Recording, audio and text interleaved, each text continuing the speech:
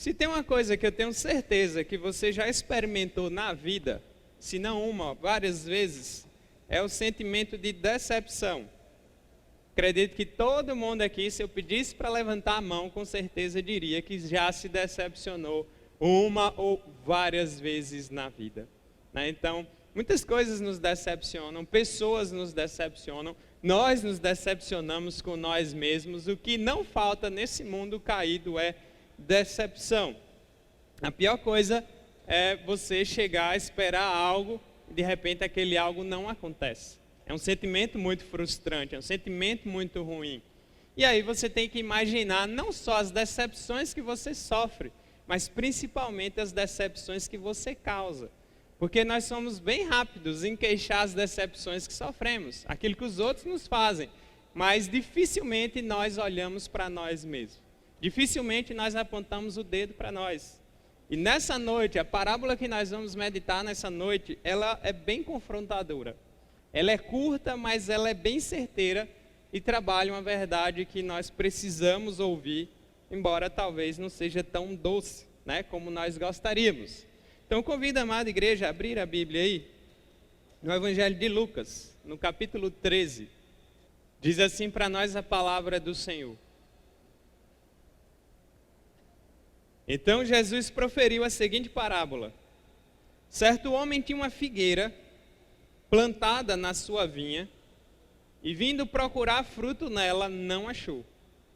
Pelo que disse ao viticultor: há 3 anos eu venho procurar fruto nessa figueira e não acho. Podes cortá-la. Para que está ela ainda ocupando inutilmente a terra?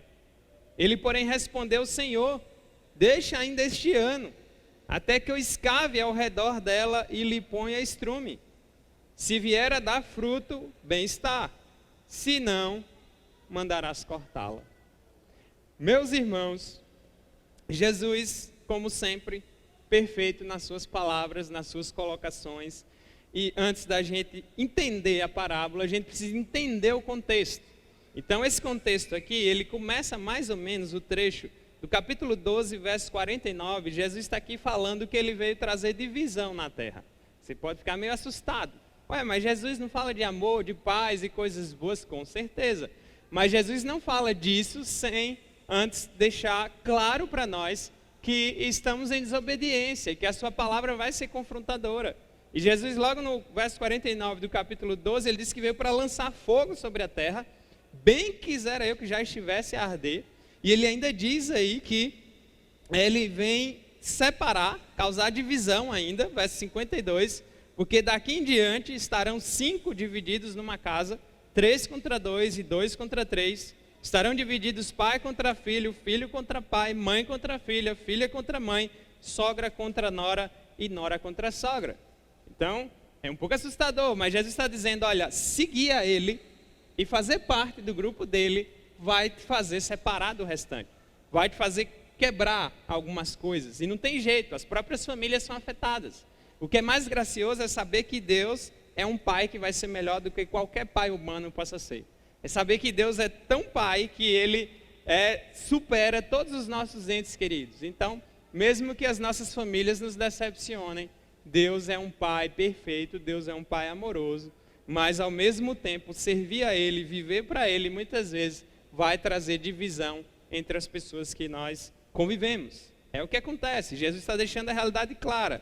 Depois, no verso 54 do capítulo 12, Jesus vai falar dos sinais dos tempos.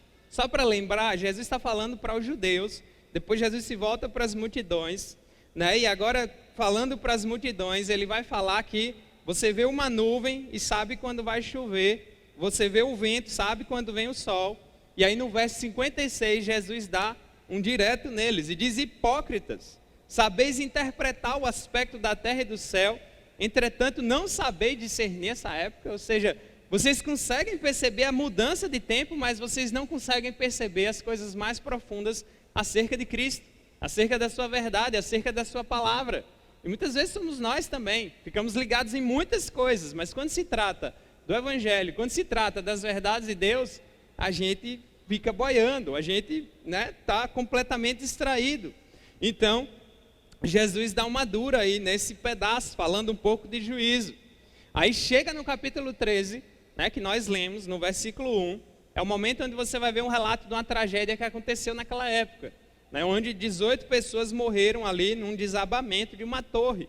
E estava todo mundo ali se perguntando, nossa Senhor, mas né, esses homens morreram dessa forma trágica, foi por causa do pecado deles? Porque a gente ainda tem muito disso, a gente vê uma tragédia, a gente já diz logo que foi algum pecado, alguma coisa que causou aquilo. E aí está todo mundo ali perguntando, né, a Jesus sobre isso, e aí Jesus também vai dar uma resposta, né? No verso 2, Jesus diz, ele porém lhes disse, pensais que esses galileus eram mais pecadores do que todos os outros galileus por terem padecido estas coisas? Né? Jesus está perguntando para eles, não eram, eu vos afirmo, se porém não vos arrependerdes, todos igualmente perecereis. Ou cuidais que aqueles 18 sobre os quais desabou a torre de Siloé e os matou eram mais culpados que todos os outros habitantes de Jerusalém? Não eram, eu vos afirmo, mas se não vos arrependerdes, todos igualmente perecereis. Está aqui todo mundo especulando, olha Jesus, talvez essa tragédia foi porque eles eram muito pecadores e aí então eles pereceram. E aí Jesus vem, se vocês não se arrependerem, todos vão perecer. Jesus está falando de juízo. Jesus está falando para um povo que foge da verdade, foge da palavra e que foge dessa verdade do juízo. Nós vamos morrer também. Podemos morrer rápido, podemos morrer numa tragédia, podemos morrer no fim do dia, podemos morrer até o fim do ano. O que não faltam são circunstâncias que podem nos matar. Mesmo que não tenha nada ao redor, ainda assim nosso corpo pode ter um problema e a gente partir no estalar de dedos desse mundo para o outro. E aí Jesus está lembrando, mas antes de morrer você tem que pensar, se vocês não se arrependerem, igualmente perecerão. E aí Jesus, você está vendo que Jesus não alisa muito as pessoas, ele fala a verdade, mas ele fala em amor, mas ele tem que confrontar. E aí a gente chega no verso 6, onde tem a parábola que é nosso centro hoje, da nossa meditação. E no verso 6 Jesus começa a contar agora uma parábola. E só para ficar claro logo para os irmãos, Jesus está contando essa parábola primeiro para os judeus. Então, se você lembrar bem, o Evangelho de João nos lembra que Jesus veio para os que eram seus, mas os seus não receberam. Jesus veio primeiro para os judeus, Jesus veio primeiro para o povo de Israel, né? Só que eles recusaram, eles não deram ouvidos. Pensa num povo extremamente privilegiado, pense num povo que Deus tirou da escravidão, fez uma nação, colocou no lugar, destruiu e confrontou os inimigos, e ainda mais, fez com que o Messias saísse dali, Jesus Cristo o Salvador, mas eles rejeitaram ao Senhor. Eles disseram não para o Senhor. E Jesus está aqui nos últimos acontecimentos, Jesus está advertindo eles. Você pode perceber que o tempo todo Jesus está falando de juízo. E aí chega na parábola, Jesus está focando primeiro nos judeus. Você tem que entender isso para ler a parábola, porque assim, Jesus não escreveu ela diretamente para nós. Ela escreveu primeiro para eles. Só que o princípio dela vai valer para todos nós. Então, quando você lê essa parábola, mesmo sabendo que foi primeiro para os judeus, você tem que ler a parábola como se Jesus estivesse falando para você e dizendo para você agora a primeira vez essa parábola. Então, você tem que se enxergar nela. A ideia é essa. Eu já estou adiantando logo algumas coisas. Então, Jesus proferiu a seguinte parábola: certo homem tinha uma figueira, né, a árvore que dá figos, plantada na sua vinha, e vindo procurar fruto, não encontrou, não achou. Então assim, só para se lembrar, a figueira não é uma árvore ornamental, ou seja, para enfeite, né? Como plantas que têm uma certa beleza. O objetivo dessa figueira é para dar fruto, né? E a figueira é um símbolo, Jesus não tirou ela do nada. Lá no Antigo Testamento, quem é comparado a uma figueira é Israel. Por isso que a gente sabe que Jesus está falando primeiro para eles. Jesus está mandando a real para esse povo muito privilegiado. Então, quando você vê a figueira, é a mesma coisa de ver Israel. Jesus está falando através de uma parábola. Então, vai dizendo, foi lá atrás de fruto, não achou. Pelo que disse ao viticultor, o viticultor é quem cuida aí das videiras, quem faz as colheitas e tal. Há 3 anos eu venho procurar fruto nessa figueira e não acho. Podes cortá-la. Para que está ela ainda ocupando inutilmente a terra? Ou seja, está aí ocupando o lugar de uma árvore que poderia estar produzindo mais frutos, né? Consumindo os nutrientes do solo e não está dando nenhum benefício. Ou seja, não serve para o objetivo para o qual ela foi colocada ali. É uma árvore inútil, uma árvore que não serve para nada, e ela tem que ser cortada. E aí o verso 8 diz: ele, porém, respondeu: Senhor, deixa ainda este ano, até que eu escave ao redor dela e lhe ponha estrume. É muito interessante aqui que tem alguém intercedendo por essa árvore. A figura do próprio Senhor Jesus Cristo, que é o nosso intercessor. É aquele que nos apresenta ao Pai, é aquele que faz essa mediação entre nós e Deus. Se não fosse por Jesus Cristo e a sua misericórdia, todos nós pereceríamos. E vale para nós também. Então aqui ele está dizendo: Senhor, deixa só mais um ano, só esse ano ainda, deixa eu escavar ao redor e colocar estrume, ou seja, adubar aquela planta para ver se ela funciona agora. Né? E aí então, verso 9: se ela vier a dar fruto, bem está, se não, pode mandar cortar. Né? Ou seja, tem um ultimato aqui: se ela não der fruto, pode cortar. Jesus em vários outros momentos usa a expressão, né, de estar cortado. João Batista na sua pregação fala que o machado está posto à raiz das árvores, ou seja, está ali já pronto para cortar, se não houver arrependimento. Então a parábola já começa a ficar mais clara para as nossas cabeças. Você já sabe que Jesus falou primeiro com os judeus, e aqui então a gente pode agora tirar as lições para nós. A gente agora pode começar a olhar para nós mesmos. A gente pode agora se enxergar, porque o mesmo perigo que esse povo corria na sua incredulidade, nós também corremos. Né? Os mesmos pecados que esse povo cometia, nós também cometemos. Então a gente precisa ficar atento ao que Jesus está dizendo. Então, por isso que eu estou dizendo, leia essa parábola agora e medite nessa parábola agora como se fosse só para você. Agora é você e a palavra. E eu quero que você mesmo se enxergue. E eu peço a Deus que você se enxergue nessa noite através da palavra dele. E ela é muito séria. Né? E aí Spurgeon é que dizia isso. Leia como se ela estivesse sendo dita só você e Jesus. Jesus olhando no seu olho e dizendo essas verdades. Né? E aí J.C. Ryle, que é um grande bispo do passado, dizia: sonde os corações. É para você sondar o seu próprio coração também. A ideia da palavra é que você seja confrontado. A ideia da palavra é que você fique contra a parede e olhe só para o Senhor. Então nós vimos que Jesus não alisa. Jesus vai mandando a verdade. Nesse trecho final aqui do capítulo 12, onde eu fui comentando com os irmãos até o 13 e depois, são as últimas advertências que Jesus está dando para o povo de Israel. Vocês têm que se arrepender. Eu vim para que vocês se arrependam, para que vocês tenham vida, mas o povo não recebeu. O povo não ouviu. Todas as advertências aqui, infelizmente, não todos, obviamente, teve aqueles que de fato ouviram, teve aqueles que de fato se arrependeram, mas a figueira é um símbolo de Israel. A figueira é uma árvore que foi plantada num lugar privilegiado. Israel era um povo privilegiado. E é um povo privilegiado, que embora eles tenham sido punidos pelo Senhor, Romanos 11 vai nos dizer que Deus ainda tem um plano para o povo de Israel. Mas até lá, a gente precisa pensar, porque os princípios servem para nós. Nós também somos pessoas muito privilegiadas. Né? Nós temos uma graça muito grande nas nossas vidas. Talvez você nem pare para pensar o tanto. Mas só o fato de você estar aqui essa noite é um grande privilégio. Não por minha causa, não por causa da igreja em si, mas pelo grande privilégio de poder ouvir a palavra de Deus. É um grande privilégio. Nós estamos com as portas abertas, qualquer um pode entrar e sair a hora que quiser. Nós nos reunimos às vezes em algumas ruas e algumas praças da cidade. Nós podemos ir aos povoados, nós podemos carregar uma Bíblia nas mãos. É um grande privilégio, porque tem irmãos que nesse momento não podem fazer a mesma coisa. Nós temos um local onde nós nos reunimos climatizado. Vivemos numa das cidades mais quentes, talvez aqui dessa área da Bahia, e nós temos ar-condicionado. Nós temos aparelho de som, onde vocês podem me ouvir com perfeita clareza. Estamos em um ambiente organizado, limpo. Que privilégio. Nós estamos numa área bem localizada da cidade. Quantas pessoas não cobiçam um terreno como esse, principalmente grandes comerciantes e pessoas que têm muito dinheiro.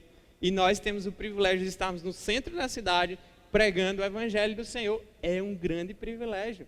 Pensa num privilégio. Muitas vezes irmãos que não podem vir caminhando, o carro da igreja vai até a sua casa, busca você e leva você. É um enorme privilégio.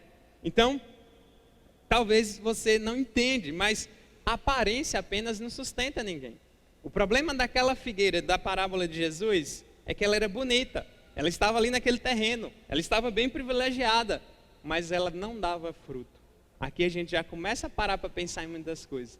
Privilégio muito grande, mas fruto zero. Ou seja, do que adianta? E o Senhor não estava muito satisfeito com isso. Então, é um grande privilégio.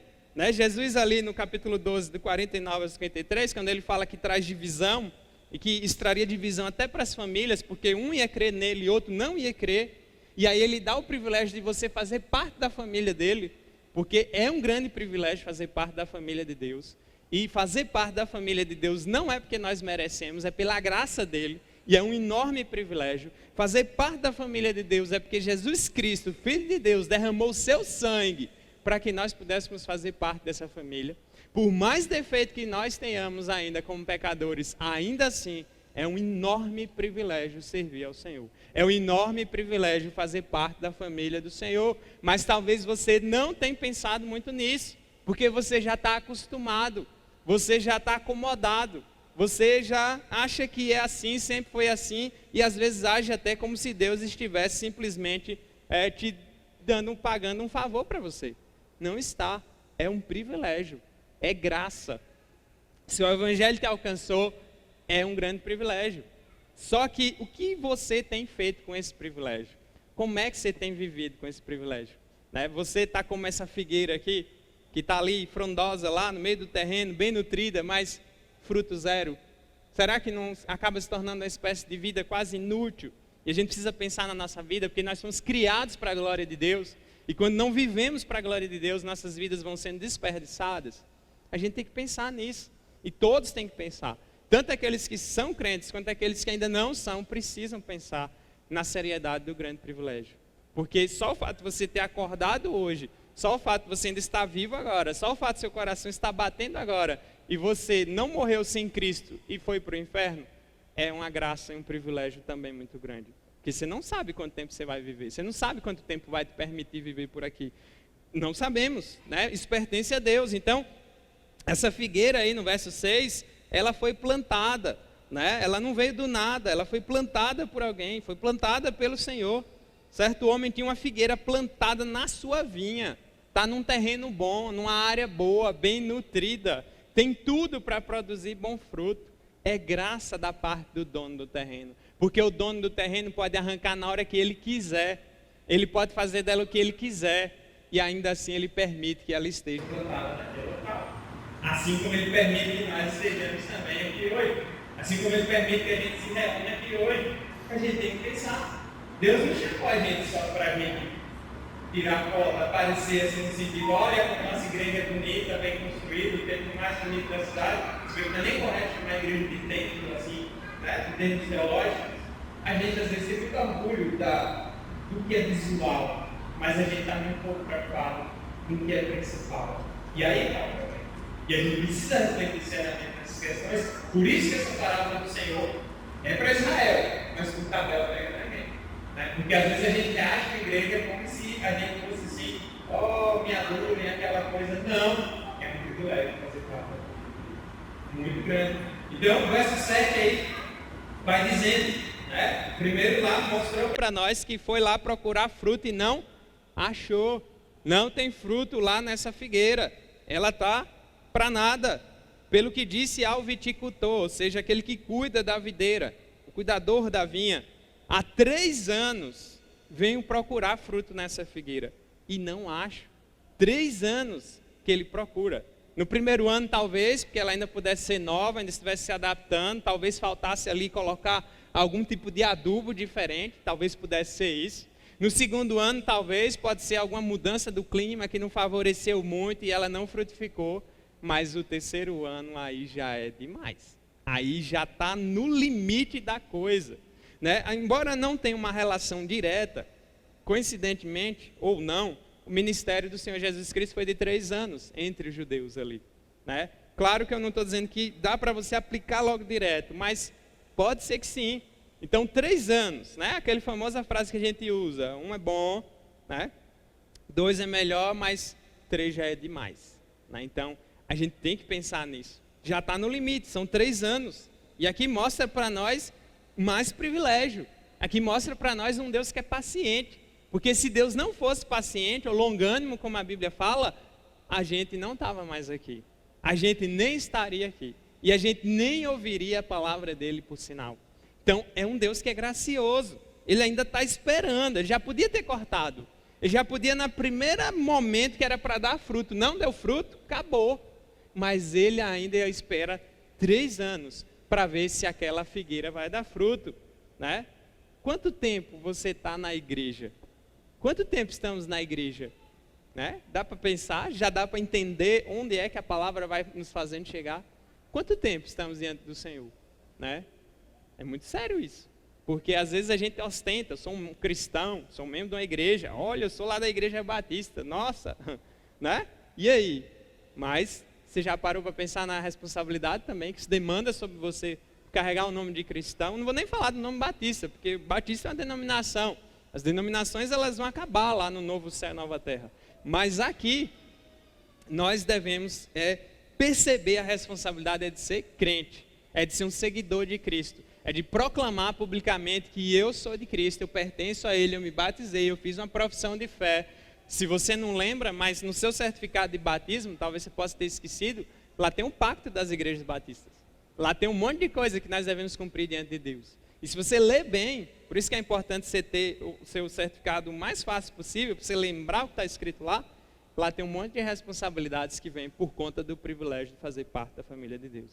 E a gente esquece todo dia. Então percebe como uma coisa séria, e aqui é interessante porque quando a gente vê no verso 7 aí, há 3 anos que eu venho procurar, esse venho procurar na língua original, é num tempo verbal que está dizendo que quase todo dia o cara está ali olhando, acompanhando o tempo todo. Ou seja, ele não parou um momento, ele está sempre analisando se aquela figueira vai dar fruto. Ele está sempre de olho naquela figueira para ver se ela vai funcionar, se ela vai servir para alguma coisa. E ele diz, mas eu não acho, não tem fruto lá, né? Não, enfim, não está servindo para nada, não acho. E olha o que diz aí, podes cortá-la, que é uma ordem direta dada pelo dono da videira. Corta, pode agora, chega, já deu. 3 anos se passaram, nada de fruto, pode jogar fora. Pode cortar pelo pé, arranca pela raiz aí e joga fora. É isso que o dono está dizendo. Mas o interessante é que ele ainda faz a pergunta aí, né? Para que ela está ocupando a terra inutilmente? Para que você ainda está ocupando a terra? Para que você ainda está ocupando um espaço na igreja do Senhor?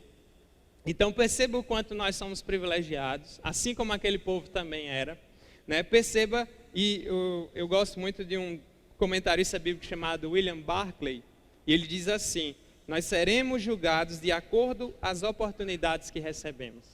Né? E nós vimos isso em outras parábolas, a quem muito é dado, muito será cobrado. Né? E pensa nas oportunidades que você tem recebido, né? Os privilégios que Deus tem dado, de ter uma casa, de ter uma família, de vir à igreja, de ter uma certa liberdade, de trabalhar, de ter o que comer, tudo isso faz parte dos privilégios. Mas o maior de todos, com certeza, é a palavra de Deus. Então, por isso que eu falo, quanto mais você ouve a palavra, mais responsável diante de Deus você se torna por aquilo que você ouve. Quanto mais você se aprofunda nela, mais responsável você se torna. Quanto mais você confessa e diz que você é um crente, maior responsabilidade pesa sobre você, especialmente diante de Deus, porque as coisas dele e o nome dele são sagrados. Então, a inutilidade vai atrair o desastre. Deus não nos criou para nada. Deus não nos criou para enfeite. Deus não nos criou para vivermos uma vida fingida. Deus não nos criou simplesmente para eu querer ser um membro ou parecer alguma coisa que eu não sou e viver do meu jeito. Deus não nos criou para isso. Deus sabe, conhece os nossos corações. E Ele nos criou para uma utilidade. Nos criou para servir. Nos criou para darmos frutos. Nos criou para sermos úteis. Não para sermos árvores ornamentais. Por exemplo, essas flores de plástico aqui, né? Por sinal, não sou muito fã de flor de plástico, mas enfim, só enfeita. Elas não servem para nada, não tem vida. Não tem vida, né? Enfim, você precisa molhar. E fora uma árvore que era para dar fruto, mas ela está ali só de enfeite. É diferente de arranjos, é diferente de outros tipos de plantas. Mas a figueira era para estar dando fruto e não está dando. As folhas estão bonitas, mas ela está inútil ali. Ela está ocupando uma vaga ali. Né? E é muito forte isso. Então, você tem que pensar, ela só tinha folhas, mas a figueira não era uma planta ornamental. ela não era só para ser um enfeite na vinha do grande fazendeiro, vamos dizer assim, que é o Senhor. Então, está ocupando a terra inutilmente, está ocupando a vaga de alguém, né? Já parou para pensar nisso? Quando a gente é inutilizado ou inútil, no sentido de não fazermos o que devemos fazer, a gente está tomando o lugar de alguém. A gente está tomando a oportunidade de alguém. A gente está no lugar de alguém que poderia ser muito mais útil naquela situação.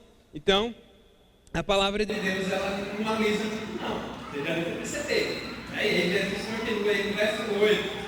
Ele, porém, respondeu: Senhor, deixa ainda este ano, até que eu escape ao redor dela e ponha estrume, seja até com adulto. Olha que coisa graciosa.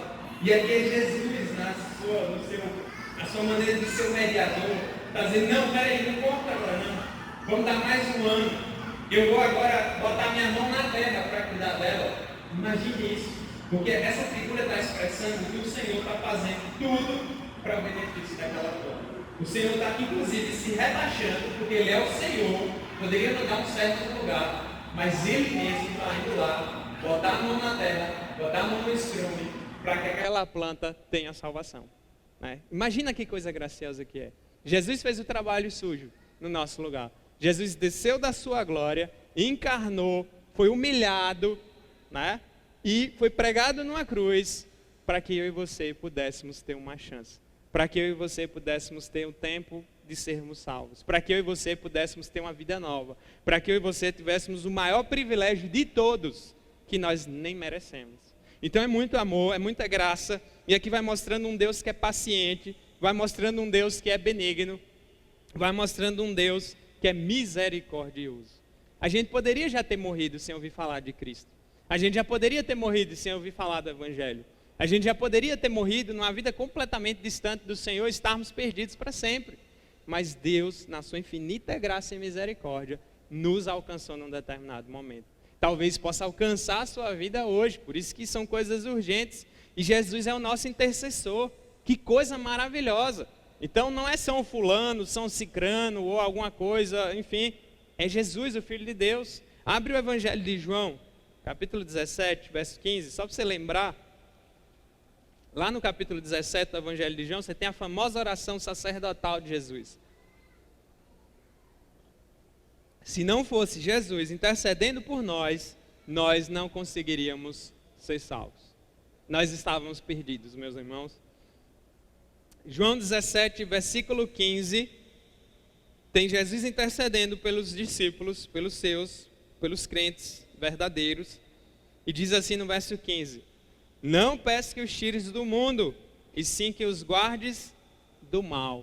Essa expressão do mal, ela pode ser traduzida também, o guarda do maligno, né? Porque assim, a gente vai passar por dificuldades, e nós vimos isso hoje pela manhã. O fato de você ser crente, temente ao Senhor, não quer dizer que você está isento de passar pelas dores, doenças, problemas, acidentes, tragédias. Nós estamos suscetíveis a tudo isso também. E Deus usa isso, muitas vezes, para nos ensinar e nos amadurecer, para a glória dEle. Mas Jesus está intercedendo, até porque também temos um inimigo, que é Satanás. Ele é aquele que tenta minar a nossa fé, é aquele que tenta sempre nos induzir para o erro, é aquele que tenta sempre nos fazer ir para longe do nosso Deus, ou pensarmos errado acerca de Deus. Mas aqui Jesus está intercedendo. Não peço que tire do mundo, mas que livre eles do mal ou do maligno, como acredito que fica melhor a tradução. Volta lá para a parábola. Aí Jesus está lá proferindo a parábola de uma maneira muito interessante. Então, Deus ele se desagrada com a falta de frutos na nossa vida. Só deixando bem claro, mais ainda a ideia. Deus não se agrada da nossa utilidade. Deus não se agrada de aparência da vida. Deus não quer simplesmente plantas ornamentais na sua igreja. Ele quer plantas vivas que frutifiquem para a glória dele. Isso é muito sério. Então você tem que pensar, quanto tempo já tem aí que Deus ainda não te tocou? E que está deixando ainda para ver, né? Talvez estaria adubando você para ver se você ainda funciona, se você ainda vive. Né? Vamos abrir alguns textos bíblicos aí, Efésios capítulo 2. Abre lá. Deixa marcado, depois a gente volta. Efésios 2.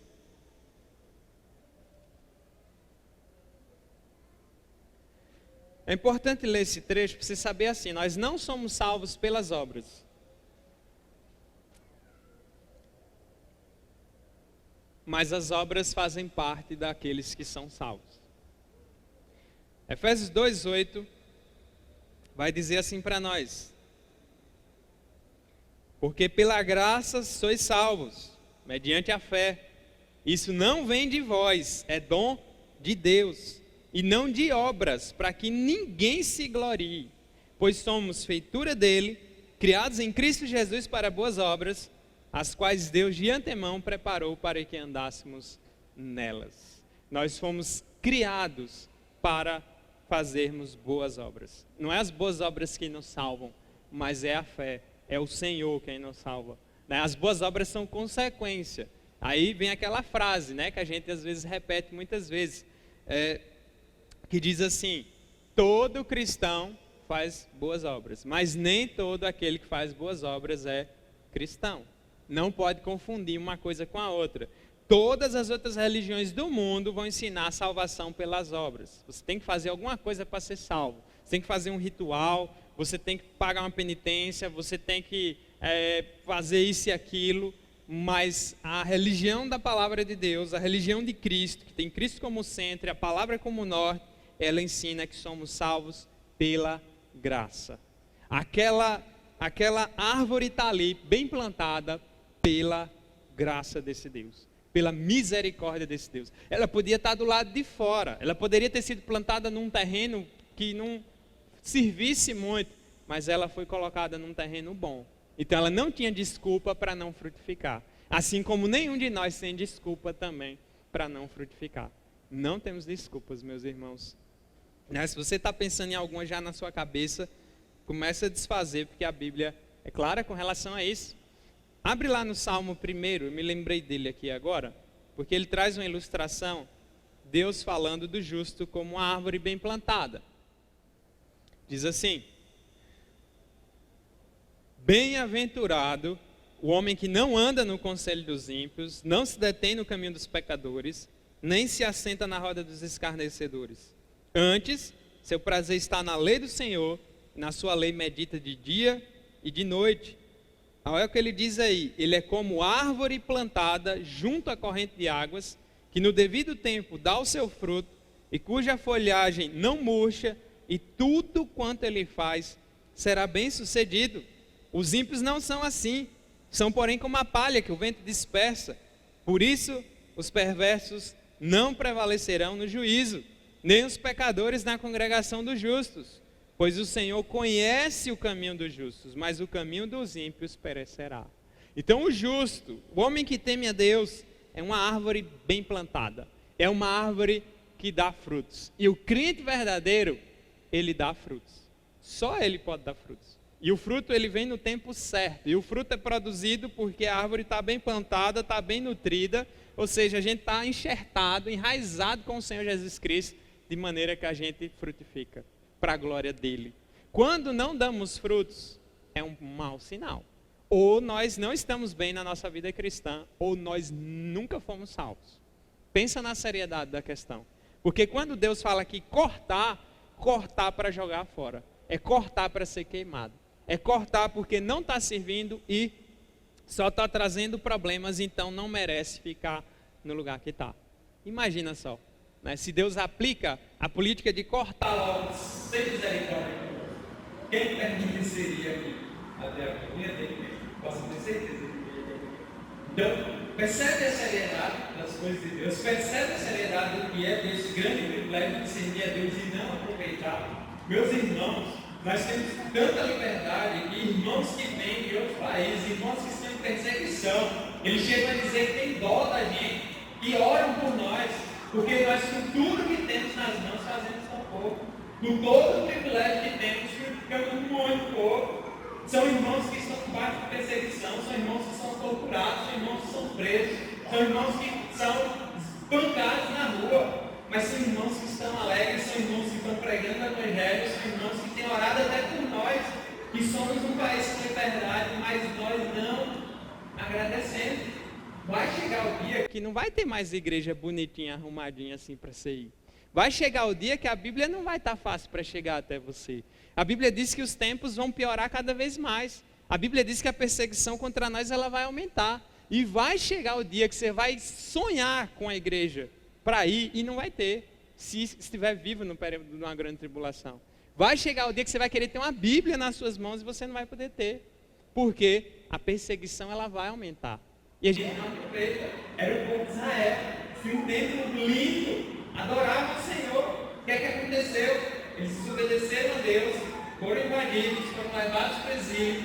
E você vai ver eles chorando depois com saudade do tempo. Como era bom o tempo. Como era bom a Israel. Como era bom estar mais nos rios de Israel. Cantar os louvores da nossa Deus. Como era bom.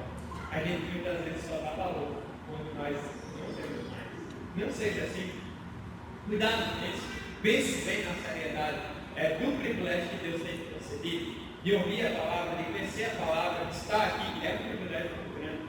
É um privilégio enorme de fazer parte da família de Deus. Não sei quanto você para para pensar nisso, mas é uma graça muito grande. Então, abre aí também. Romanos, capítulo 12. É bem conhecido.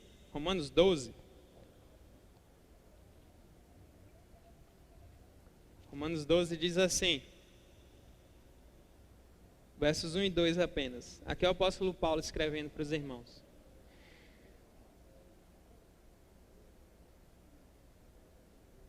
Rogo-vos, pois, irmãos, pelas misericórdias de Deus, que apresenteis o vosso corpo com sacrifício vivo, santo e agradável a Deus, que é o vosso culto racional. E não vos conformeis com este século, mas transformai-vos pela renovação da vossa mente, para que experimenteis qual seja a boa, agradável e perfeita vontade de Deus. Rogo que, pelas misericórdias do Senhor, que apresentem os seus corpos como sacrifício vivo. Em outras palavras, para que vocês sejam árvores que dêem fruto de verdade, para que vocês sejam crentes úteis de verdade, para que vocês não sejam só aparência. Nós vivemos a era da aparência, nós vivemos a era do que é fake, do que é falso. Tantas notícias falsas, tantas imagens falsas, as fotos falsas, que mostram as pessoas com muita felicidade, quando na verdade elas estão muito mal. Que mostram as pessoas em momentos felizes o tempo inteiro, em tal lugar, e comida tal e tudo isso. Mas é só imagem. Vivemos um mundo vazio, um mundo de aparências, um mundo onde as famílias estão deteriorando cada vez mais, num mundo onde as igrejas estão deixando de pregar a palavra de Deus para aderir a uma série de modas. Nós estamos num mundo em que as pessoas se esqueceram do principal e têm penado por isso. E é triste isso, porque não se vê os frutos necessários. E é triste porque aqueles que deveriam estar ali, para a graça de Deus, sendo luz e sal, estão escondendo a luz, estão sem salgar nada. E Jesus diz, olha, o sal que não salga pode jogar fora e pisar, que era o que acontecia naquela época com determinado tipo de sal. E como tem sido a nossa vida? Como temos aproveitado os privilégios que Deus tem nos concedido? Como você aproveita o privilégio de ouvir e conhecer a palavra de Deus, porque é graça muito grande da parte do nosso Deus. Agora volte lá na parábola. Então, verso 8, você tem aí, né? Ele, porém, respondeu, Senhor, deixa ainda esse ano, para que eu escave ao redor dela e ponha estrume. Verso 9, se vier a dar fruto, bem está. Se não, mandarás cortá-la. Né? Ou seja, já fiz tudo o que você fez. Não tem desculpa. Ninguém tem desculpa. Dizer, Deus não fez o suficiente. Não. Ele entregou o único filho dele para morrer no nosso lugar. Deus mostrou o maior amor de todos. E aí eu me lembro de uma frase aqui, que eu anotei de um cara chamado James Smith, era um pastor aqui, ele diz assim, ó, que terrível pensamento, ir para o inferno na igreja de Deus. É para eu pensar nisso? Que triste é. Tem pessoas que estão indo para o inferno, que estão nas igrejas. Tem pessoas que estão indo para o inferno. Indo para o inferno, eles estiveram sentados, ou que estão no inferno, eles estiveram sentados nos mesmos bancos que vocês, nós sentamos. É para pensar na seriedade disso. A igreja é um lugar muito sério. A igreja não é um local de brincadeira, não é um clube, não é um local recreativo, não é uma comunidade terapêutica. A A igreja é um lugar onde vamos para adorar o verdadeiro Deus, para ouvir a palavra desse Deus, para sabermos a seriedade e o privilégio de sermos desse Deus. E quando nós não damos valor a esse privilégio, nós somos responsabilizados. E o Senhor não está brincando com a palavra dele, o Senhor não está brincando com as verdades dele. Por isso que o James Smith foi muito certeiro. Que terrível pensamento. Você já parou para pensar quantas pessoas estão perdidas e foram membros de igreja, talvez foram pastores também, mas que se perderam porque não tinham nascido de novo, porque não aproveitaram o grande privilégio que receberam da parte do Senhor, de poderem estar adorando, ouvindo a palavra e tendo a liberdade. Então o lugar mais perigoso para uma pessoa que não é convertida de verdade é a igreja. Calma lá, não estou dizendo que você não convide as pessoas lá fora para ouvir o evangelho, não é isso que eu estou dizendo. Mas é um lugar perigoso para muitos daqueles que se juntam à igreja sem uma conversão verdadeira. Não, no dia final não vai adiantar você dizer que era membro da igreja batista. No dia final não vai adiantar você dizer que era assíduo nos cultos, que você gostava de ouvir as músicas, você participava da escola bíblica. No dia final isso não vai ser o ponto principal. A questão é, você nasceu de novo? Você já se arrependeu dos seus pecados? E quando eu falo arrepender dos seus pecados, não é dizer que eu deixei de fazer isso, aquilo, eu bebi, agora eu não bebo mais, eu andava em tal lugar, agora eu não ando mais. Não, isso são coisas muito fáceis de se fazer. Estou falando de, você já alinhou sua vida com Deus? Você já parou agora, eu sei que eu estou errado e eu devo obedecer esse Deus, porque Ele é o único que está certo, e a sua palavra é a verdade, e eu vou viver por ela? Você tem vivido assim? Você tem sido crente fora da igreja também? Porque não adianta, o hipócrita é aquele que é crente em qualquer lugar, menos na casa dele. Cuidado, as máscaras caem. Cuidado, a verdade ela vai te pegar mais cedo ou mais tarde. Cuidado, você vai enfrentar esse Deus santo soberano um dia, e ai daquele que estiver sem Cristo naquele dia.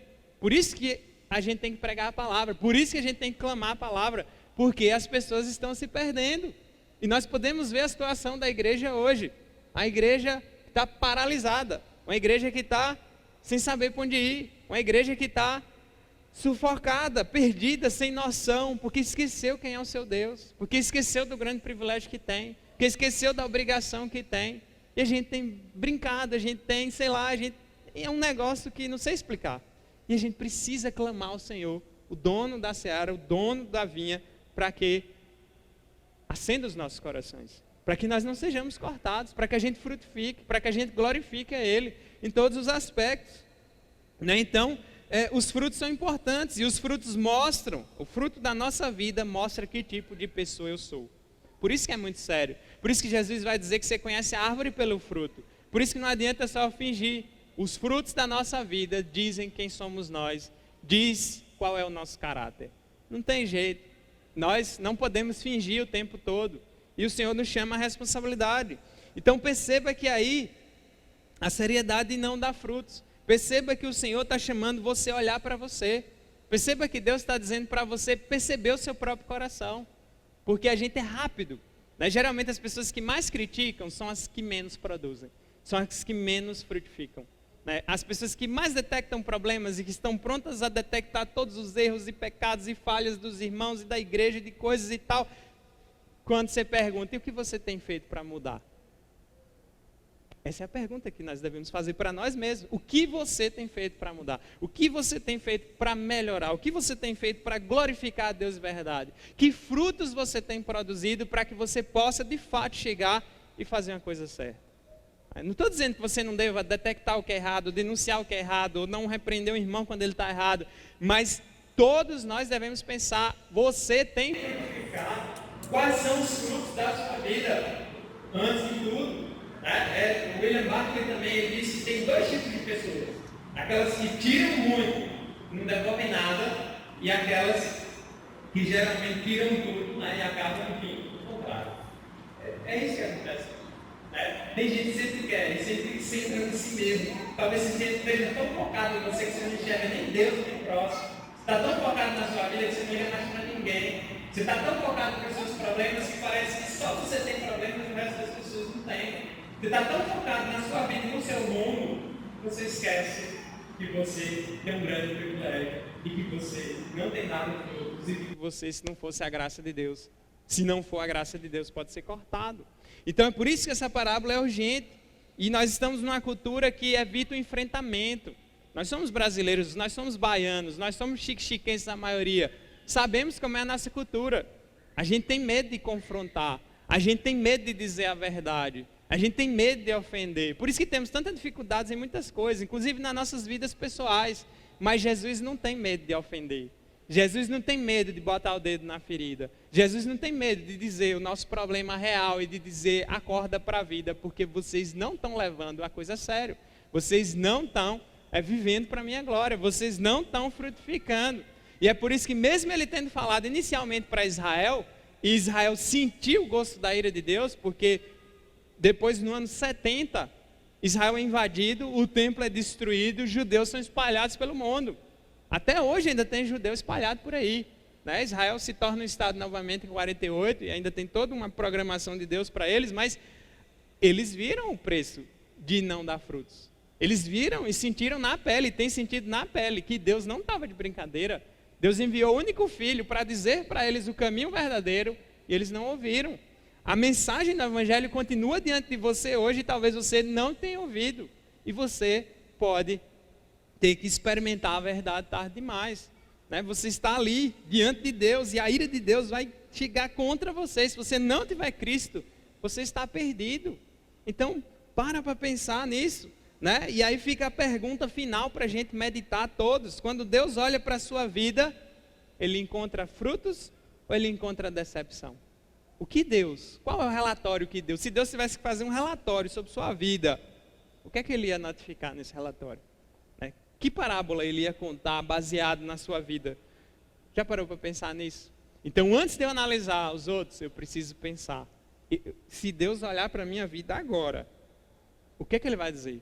Porque o relatório aqui da vinha, o relatório do povo de Israel, é que eles não estavam dando fruto, por isso seriam cortados. A mensagem do evangelho continua ecoando para nós até hoje, dizendo que também, se nós não nascermos de novo, se nós não nos arrependermos, se nós não levarmos Deus a sério, vivermos para a glória dele, o final também é a morte, é a perdição, é ser cortado. O machado está colocado no pé da árvore.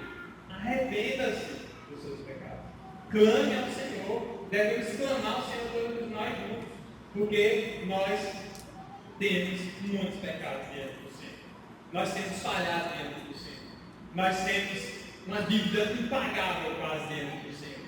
E a gente não para para pensar. A gente está focado em tudo, em todos, em um monte de detalhes, analisando a vida de um e do outro, criticando uma coisa aqui, não estou dizendo. Não. Você pode dizer, pastor, é indireta? Não, é direta mesmo, para toda a igreja. Estou sendo bem direta, essa mensagem é para você, é para mim, é para nós. E ela é para a glória do nosso Deus e nós precisamos dela. Eu estou sendo bem claro com todos, tentando ser o mais claro possível, inclusive. E Jesus é claro, né? Se vou colocar lá um adubo nela, vou cavar lá, vou dar mais um ano para ela. Se ela não frutificar, pode cortar. Sem problema. Por isso que a mensagem permanece. Para o crente, já ficou claro qual é a nossa responsabilidade.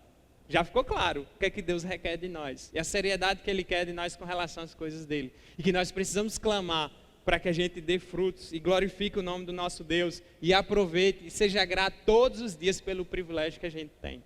Um privilégio enorme que a gente tem. Que a gente ainda não percebeu tanto, mas a gente tem. Para que não aconteça o mesmo que aconteceu com o povo de Israel e com outros que desobedeceram.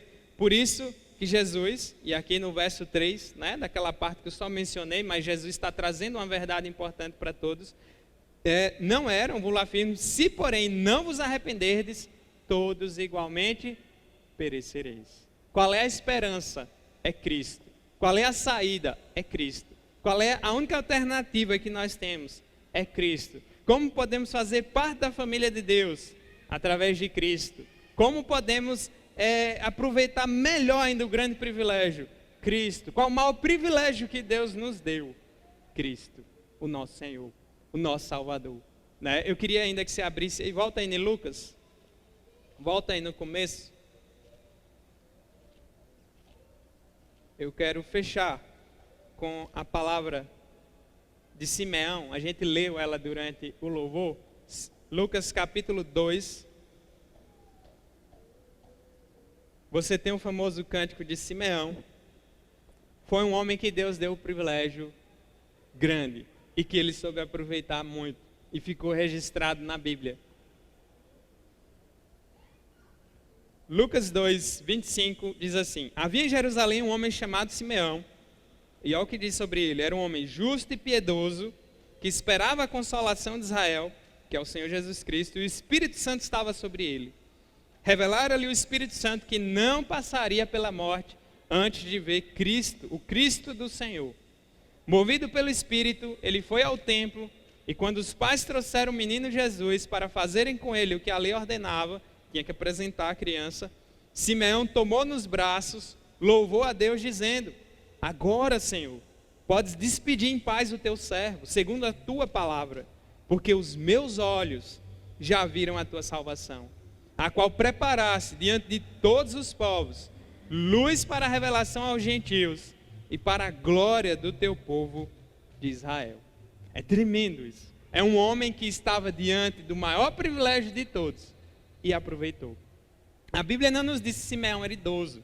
Geralmente nos filmes e a nossa imaginação nos leva a pensar que ele já era um velhinho, que já estava para morrer, então a gente não sabe. Não sabemos quantos anos Simeão tinha, não sabemos por mais quantos anos Simeão viveu, mas o relato que a Bíblia dá sobre ele, de alguém que era justo e piedoso, era de um homem que temia o Senhor, era de um homem que estava cheio do Espírito, e é de um homem que quando estava diante de Cristo, ele disse: agora eu posso morrer, porque os meus olhos viram a salvação.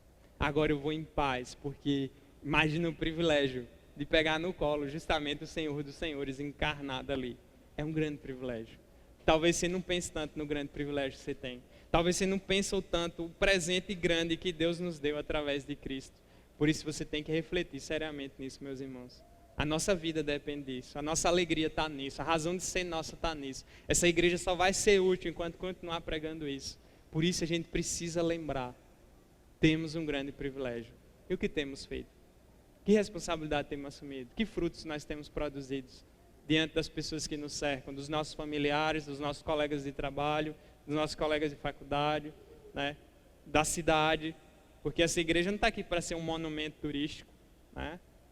Independente de qualquer coisa, ela podia ser toda feia, acabada. O que interessaria aqui principalmente é a palavra de Deus, é a ação do Espírito sobre nós, é a coisa melhor de todas.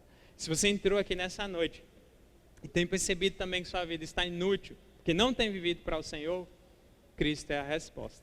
O próprio Jesus aqui é a resposta. O próprio Jesus está chamando os homens ao arrependimento, está chamando você ao arrependimento. Por isso não deixe para amanhã. Amanhã pode ser tarde demais. Amanhã pode ter passado. Não desperdice o privilégio que você está tendo de ouvir a palavra. Não desperdice o privilégio que você está tendo de ser alertado pelas verdades de Deus. Pense nisso. Olhe mais para você. Clame a Deus. Peça perdão pelos seus pecados. Pense na seriedade das coisas de Deus. Se mova antes de empurrar os outros. Então, antes de eu botar e tal, vou começar por mim. Se eu quero ver a igreja melhor, eu vou começar por mim. Se eu quero ver frutos, eu vou clamar a Deus que comece por mim. Tem que ser assim a nossa oração. Porque se a gente ficar só o outro, e isso, e fizer e tal, isso não são bons frutos, na verdade. Isso mostra falta de sabedoria, isso mostra que estamos no caminho errado, isso mostra que a gente tem que se arrepender. Por isso que a gente precisa focar em que tipo de árvore eu sou. Porque bem plantado nós estamos. O que você tem feito com o que tem ouvido? E quanto mais tempo você tem de igreja, aí é que eu sei que sua responsabilidade é maior ainda, porque você tem ouvido até mais do que muitos mais novos aqui. Mas de todo jeito, o Evangelho confronta todos nós. Como tem sido a sua vida, né? Que frutos você tem produzido? Que Deus faça você enxergar a resposta, entender a graça dele, o amor dele, o privilégio que só ele pode nos dar.